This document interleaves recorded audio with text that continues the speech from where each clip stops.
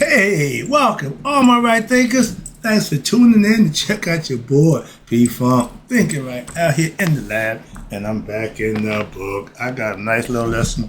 It's going to be a little while, maybe 2 or 3 parter, but this is good stuff here. I like doing this, cherry picking the answer a question about harnessing the skills of harnessing the aspects of our God and goddesses. This is a good one. Let's rock. Right, this is 25 rule live by. Storytelling, story with a message. There's a message in my stories for life. I give you life lessons. You tune into receiving them. I appreciate you. We got a good thing going. Let's do what we do. Right thinking mission is to enlighten, inspire, educate, and motivate you, the individual, to a higher spiritual level of enlightenment. Right thinking's way of life through mental and spiritual discipline, practice daily, will help and guide you to attain your goal of reaching spiritual enlightenment, aka know thyself. My mission is that all right thinkers know thyself. If you're a right thinker, your goal is to know thyself. You see where we're going with this? So I asked the question, do you know you? You will when I'm through, because that's what I do. It's rhetorical, but if you know how to answer for yourself, tune in. I got you. A person who knows not that they know not is foolish, disregard. A person who knows not and knows that they know not is simple, but you can teach them. That's why I do what I do for you. Appreciate you too. Stay tuned. I got more for you. A person who knows not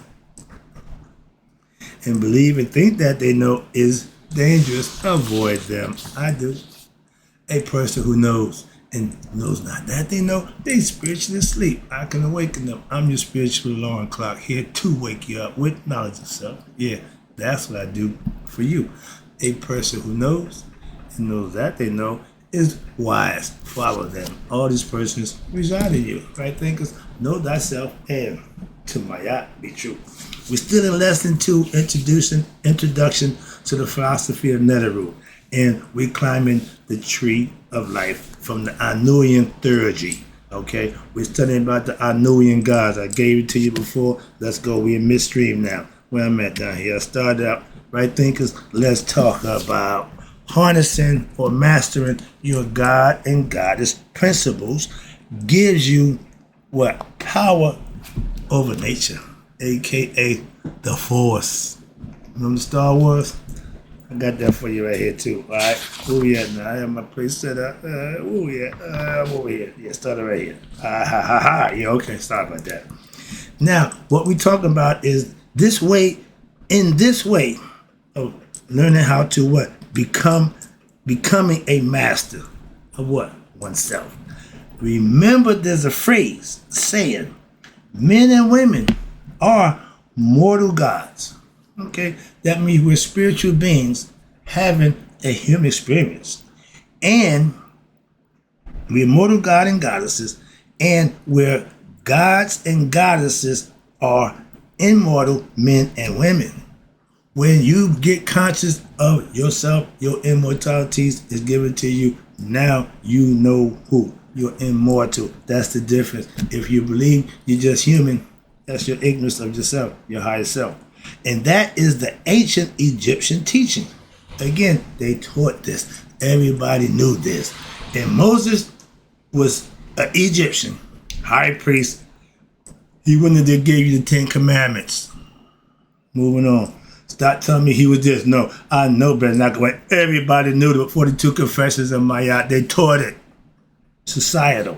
And your goal on your spiritual path. Everybody was on a spiritual path. We were spiritual beings having human experience. So you want to get on the spiritual path of righteous living, gaining knowledge and living by it, practicing being a good person. Why? To make it to the afterlife, which we call eternity, immortality, whatever.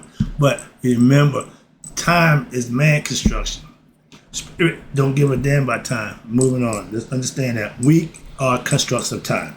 And infinity, immortality is what? Outside of time. Moving on. If you were to remove what? Your personal ignorance and your unrighteous actions, and through the practice of Maya, right thing philosophy, and the daily practice of Shidi, meaning studying, okay? Studying the teachings And for the part, if you begin to practice this as we are talking here today, you will be knowing your divinities that all reside in you by what? Acting like them. I told you, I eat, sleep, and drink Maya. That's justice, reciprocity, everything that's right and good. That's what I represent, and that's what I live. And I practice it daily. Daily practice of Shidi the teaching. And now you begin to practice it as well as what? As we talking. But when you're doing it, you become them by what? Acting like them, speaking their truths, thinking their thoughts related to them. Once you know the story, you know the myth, you become practice them, be like them in how they think. You get their rationale. Tahuti, he's the wisdom man. That's the right thinking philosophy. That's my dude. He's the ibis-headed bird man. Learning to reason as they do, you eventually what? Become like them. If you jump that basketball and run around like Mike, you'd be like Kobe. You'd be like Mike. Okay, closest thing to Mike was Kobe. And look what he had to do to get there. Mike had to get it. See, Mike was gifted. He didn't do nothing. He just honed his talent and rolled it out. If you want to be like him, you got to work hard. That's what Kobe showed you. How many people want to be like Kobe? Why? They don't put that work in. They don't want that work ethic. Nobody want that work ethic. Okay? You got a few ball players who, because of their work ethic, nobody wants to pattern themselves after them. Why? They don't put that work in. That's why. Okay? Kobe was the last one that I see personally that I respect as an athlete. Why? To put the work in. I'm old school. All people I deal with, they're old hard. They old heads. You become these guys that you learn and understand, you become one with them. I'm about to get excited. Becoming one with God means you take all the aspects, you practicing them, you becoming with them, you becoming like them, and that's what mastery of self is all about. Become one with them. So now we call them cosmic forces. Pay attention. The force. Nature is the force. Why? It runs its own. It generates itself. That's reciprocity. Okay? Nature relies on each other to give and receive. Give and receive. We rely on the plant to give off oxygen. The plants rely on us to give off what? The opposite of that. So we working together. That's how we continue the cycle of life. Moving on. The force. Again, listen. In the universe, there are positive and negative. But the negative karmic forces are due to your own ignorance of what? Your higher self. Ignorance causes cosmic forces to be turned to that which is what? Relatively negative. An ignorant person with power will destroy. And if it's you, you destroy yourself. That's why the picture of the ignorant person, the ego, is the man with a hatchet to his head. That means he is self-destructive. That's the sign of a person who are ignorant with power will do destructive things. Simple as that. To themselves, anybody else. That's why I tell you, a person who knows not and believe that they do is dangerous. That's why I tell you. So they say the same thing a different way, but the same thing. Moving on. I got that concept too. And when you're doing philosophy, you put everything to words. You put feelings, emotions, put them in words and understand them. Y'all want to get emotions. You want everybody to feel your emotions. I don't give a damn about your emotions. Okay, give me facts. Give me simple concepts. I can work with that. It ain't about the feeling. You ain't got to get me all caught up in the hoo-hoo. No, I don't do that. There is an ancient Egyptian parable. Nice story. This is fun part, right? I like this part. Why? Because y'all talk about all this stuff that in the Bible and Christ did this and Christ did that. Pay attention. You might learn something. We just told you about gaining the forces of nature. I just told you about that. I did that for a reason. That's this lesson I'm about to give it to you right now. Let's go. There's an ancient Egyptian parable story that illustrates what? Some important aspects of this teachings that related to the cosmic forces and how to control them. You can control nature. Huh? Calm down. Again, instead of flying off at the handle, just pay attention, be patient, and listen. You might learn something.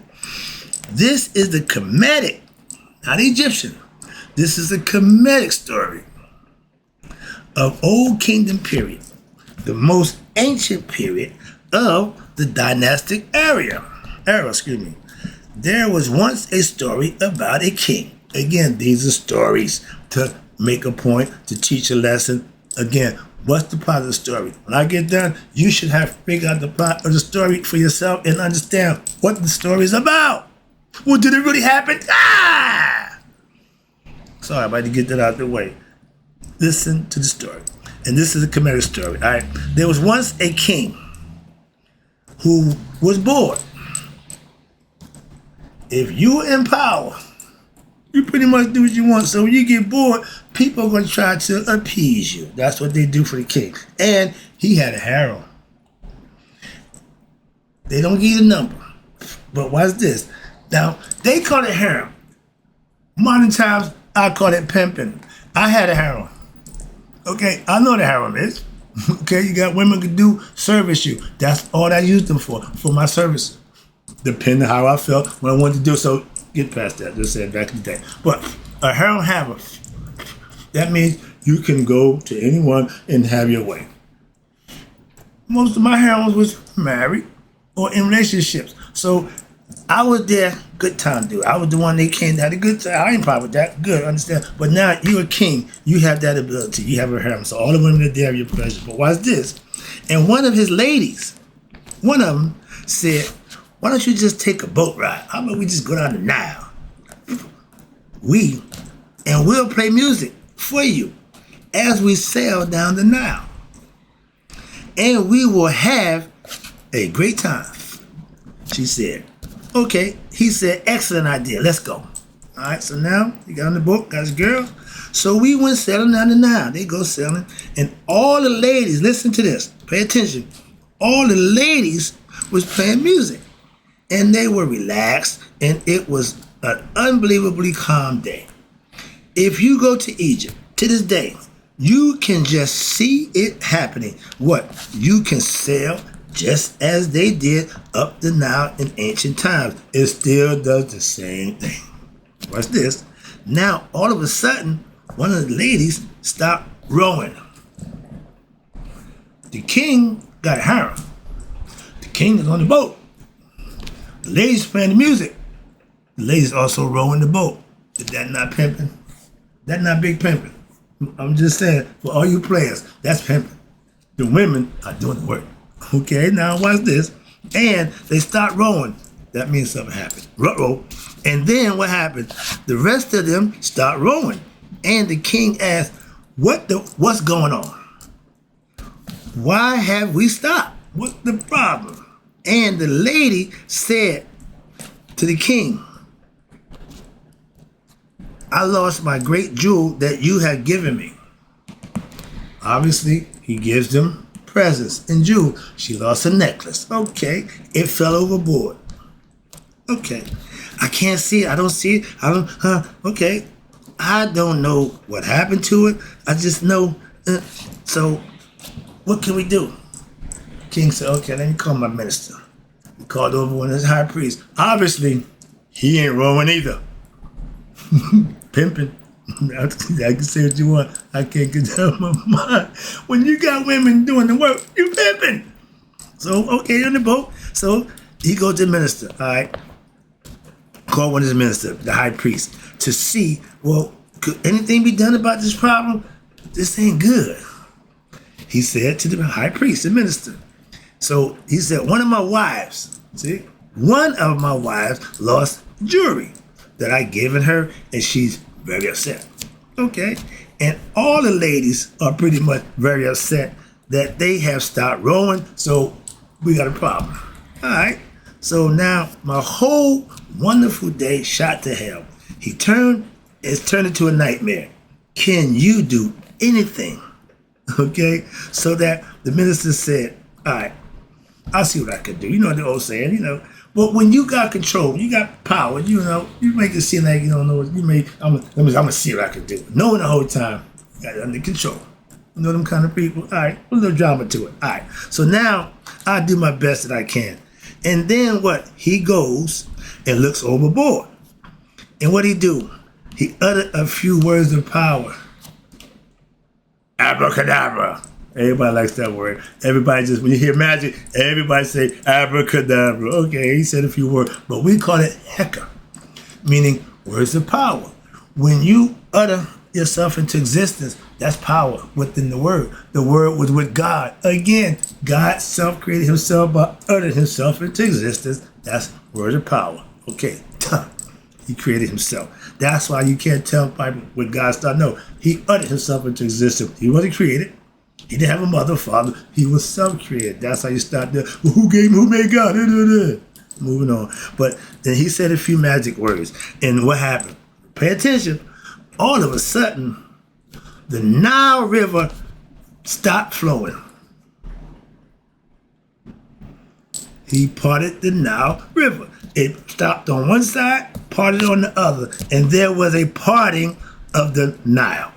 And so now the priest, after doing so, got out of the boat, walked on the bottom of the Nile, found the jewel where it had fallen, and he went and picked it up, returned it to the boat, and then the priest again uttered magic words, abracadabra, and what? The water came back into the Nile again.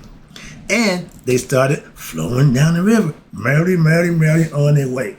And now the ladies started rowing, and everything was fine from then on. We heard that story, right? This is an old Kemetic, not an Egyptian story. This is a Kemetic story. So that means the Greeks and anybody else don't have the story. But you wouldn't tell me. I just heard a guy, I was just doing my little homework study. The guy said, we got the Egyptian Kemetic story about this story, about the jewel stopping the Nile Valley, the Nile River from flowing. The Christian got a story with Moses, is supposed to be Egyptian, stopping or stopping the what? Part in the Red Sea. I ain't going there. I don't do that. Okay, that's discipline. I want to do something. I'm gonna discipline myself. Don't go there. Don't get down that rabbit hole. I'm doing something different right now. But the story was told already. Moses ain't the first one to part the waters. That's what I'm saying. And this story, of course, comes thousands of years before what they consider the parting of the Red Sea in the Bible by Moses on his exodus out of Egypt after they were slaves held, and that's a lie. If you lie about being slaves, should I believe anything else you say? Just putting it out there. That's my philosophy. That's my concept. I'm entitled to that, so I don't care what you think and how you feel. I don't deal with that book. Moving on. Don't care. In the stories that's in there, I know that story. That ain't. But, oh no, it said the Egyptian story parallels the Christian story. The Egyptian story was first. The Christian story parallel, and y'all swear to God, y'all done steal it. You got Christ, born a son of God, got the mother. Everything y'all got parallels with the story about Egyptians. Thousands of years before y'all came up with it. But y'all didn't steal it. Y'all didn't plagiarize it. Nah, y'all made that up all on your own. Stop with that, please. And this is just part of the process of understanding history. This is what we know. I can explain it to you, break it down to you, but all you can do is give me what somebody said. I'm telling you, this is the story we got long before y'all's. Y'all got 2,500 years of doing what y'all do. We got 10,000. I should take what you say, because you said, no, go back a little further and learn something. And then you might, yeah, well, if it waddle like a duck, if it quack like a duck, oh, that's a duck. Everything y'all say about this Christ guy, we said about Haru. I'm still saying it. It ain't changed. Why? I already know that. Y'all got y'all thing. I ain't got a problem with that. But again, y'all didn't mean, ain't nothing y'all got made up authentic. Everything is a spinoff. Everything is plagiarized. And that's not a bad thing. That's what it is. So I don't care if you follow it. I don't give a crap about that. Moving on. Let me wrap this up. Now here to come the best part. We about to do how George Lucas made a bunch of money. A bunch of money. On what? Star Wars. I read the book Return of the Jedi. Calm down. But I learned a lot from the book. How to think. I love that book. Also, the movie, I was disappointed. I'm like, Oh man, because I saw the movie through my eyes in my mind. I saw it. So I get the concept. I get the plot. I don't give a damn about the actors. That means nothing. The plot. Did you get the plot? Let me break it down for you right quick. I see the clock. I don't care. Again, I'm getting this and then.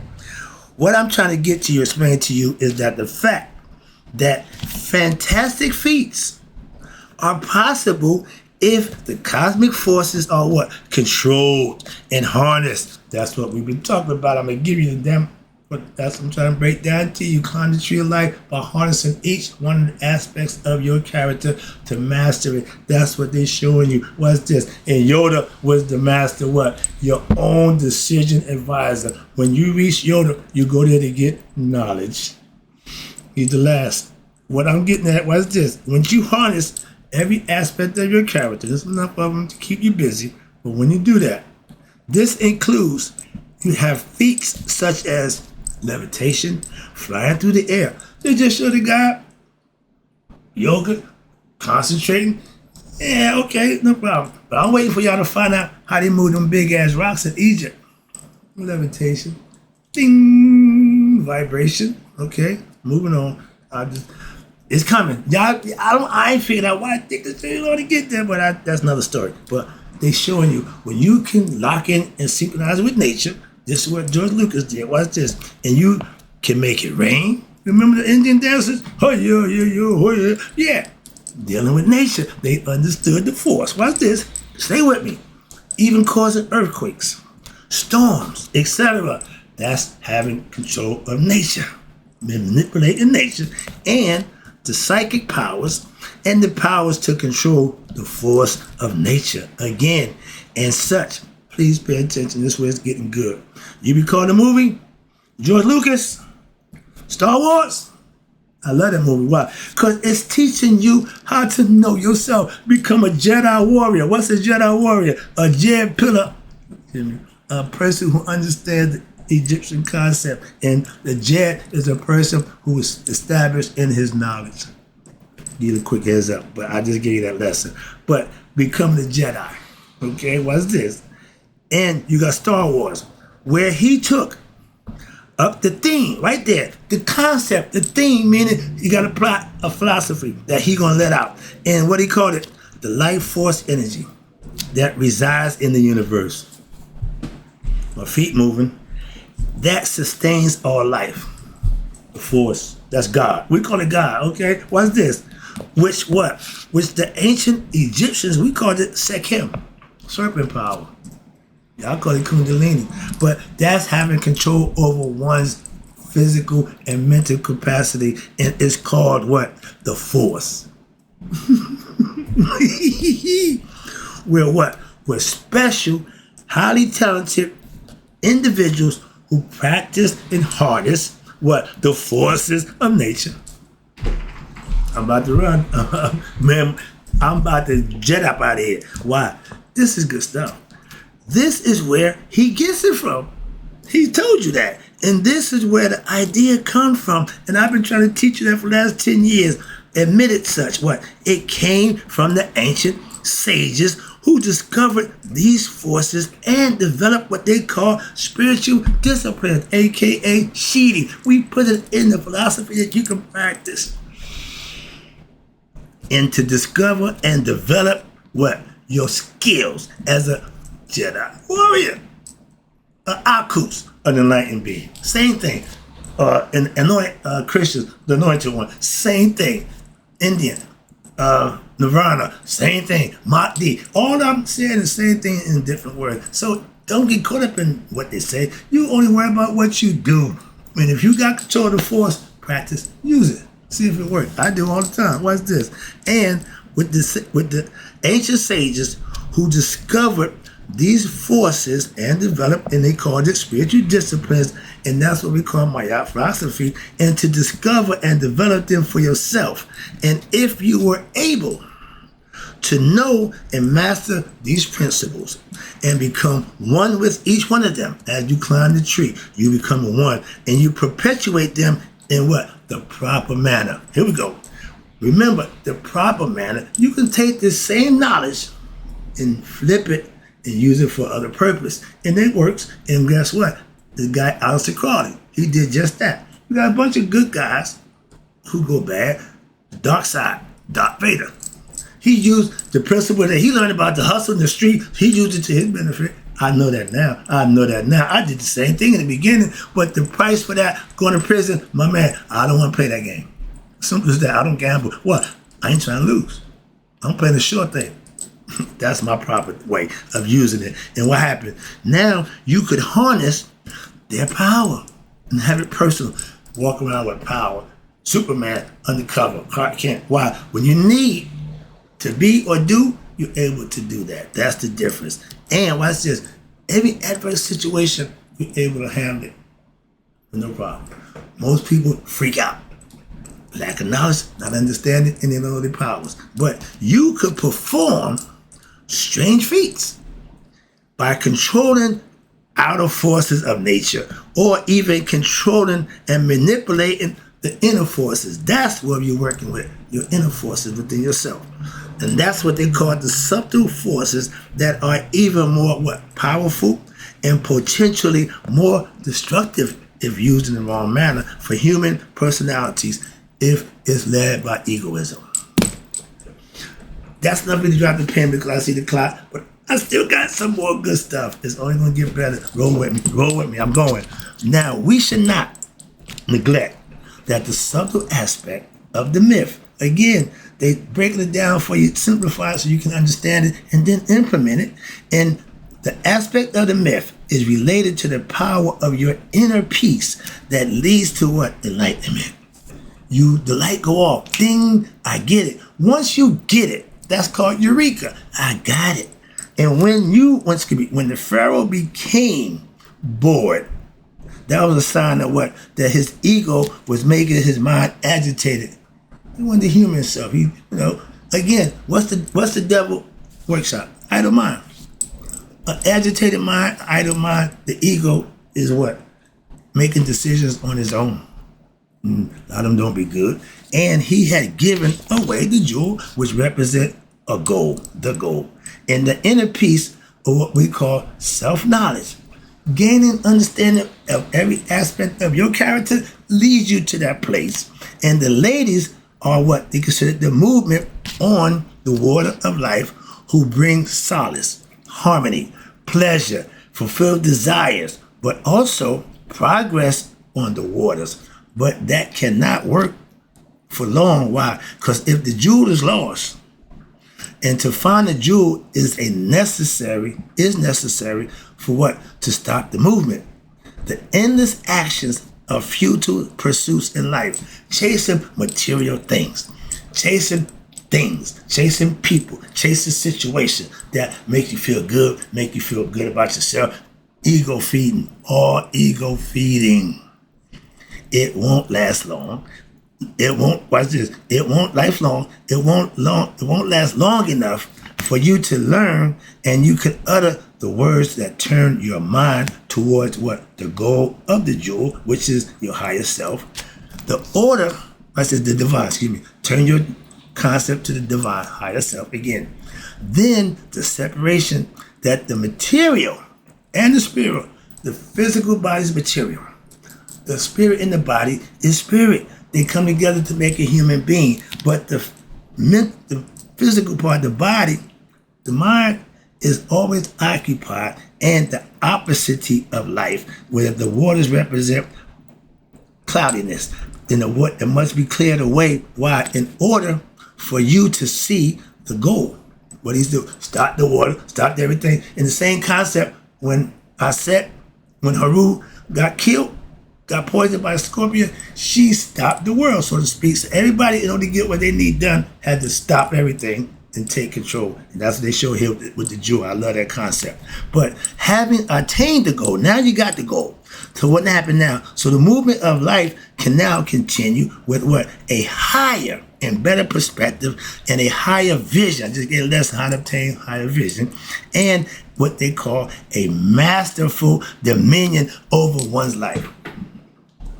When you're controlling you and not the ego, you have control. If you're under the ego concept, you don't have control. The ego's running the show. That's what they're trying to teach you. Now remember, this is fluff right here to me. I won't move right past that. Let's get to right here and wrap it up. Now, in certain periods in history, again, which is circular, we go through what they call the zodiac. We just came out of Pisces. From Pisces, we come in the fish. That's supposed to be in the water sign. No, it was preparing you for the water sign. Aquarius is the water sign. The fish is in the water. We get that, but it means significantly. He told them, when you're going, Rabini, Master, who we gonna follow? Who gonna teach us? Follow the man with the water jug into his house. That's the house of Aquarius. That's the house of information. They're going to have a bunch of information for you. Right now, we're in the information age. They already knew this. This ain't the first go round. How about that? Moving on, but I want to get that in. And everything is circular. In different periods of history, you had different great months, and they call it cosmic forces are sometimes more or sometimes less accessible, easier or harder to harness. But then they can be harnessed in any period. However, the harnessing of the cosmic forces, that's the school of temples back in Egypt. They taught you that. That's what they're telling you. And for the purpose of what? Performing psychic feats. Not as clown shows, but just to live, just to obtain that level of excellence and live. And neither is it necessary nor a prerequisite for attaining enlightenment.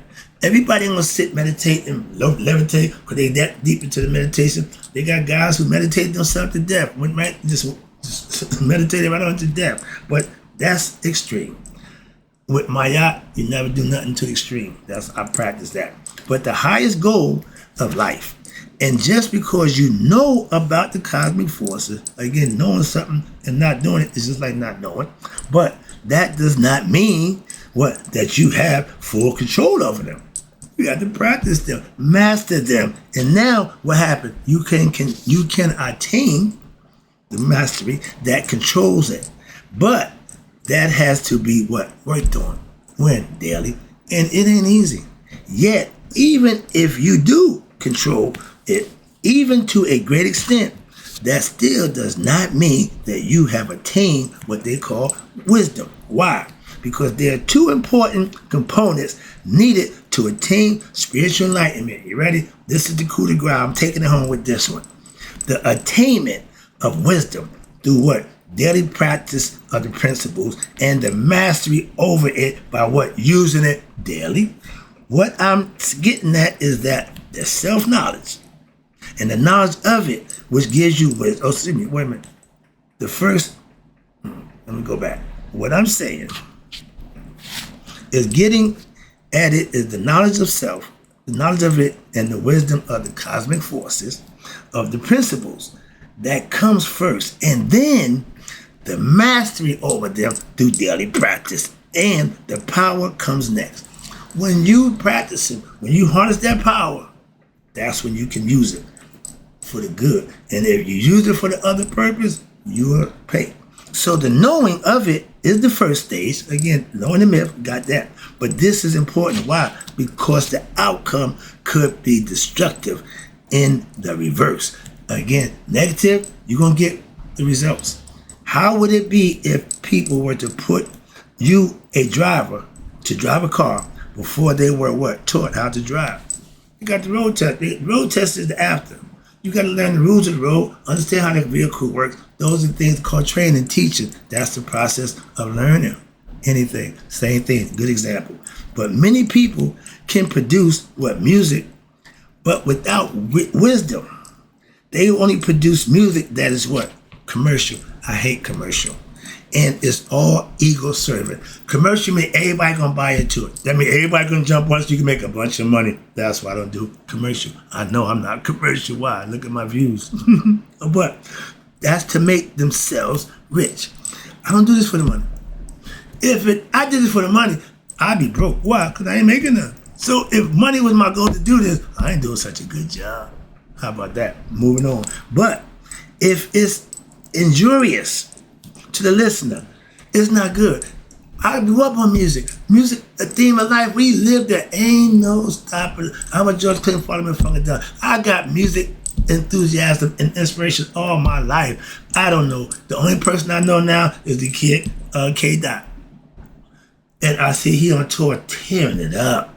Tearing it up. So I got nothing but love and respect when I see that. The other stuff, women, I got nothing against y'all, but put your clothes on. The talent ain't in the body. Come on, man. Sorry, but I had to get that out there too. A wise person, which I fancy myself to be after years of practicing, a wise person, if I was writing music, I would produce that is what? Commercially viable, but yet elevating, positive, constructive. That's the music that I grew up on. That's the only thing I would know about. I wouldn't write a bunch of nonsense. The wise person has what? Mastered and earned their wisdom. Why? Because of the usage of their gifts that they practice daily. In this case, over the force and even music or anything else you partake in, I've taught people everything I've done through my life. So I understand teaching is just what I do. I appreciate you. I'm teaching you. So in closing, right thinkers, thanks for tuning in. I appreciate you. But in closing, may you all live to be 100. Me, 100 minus a day. So I never know that my right thinkers have passed away. Love you guys. I'll be back. Got some more. I ain't done.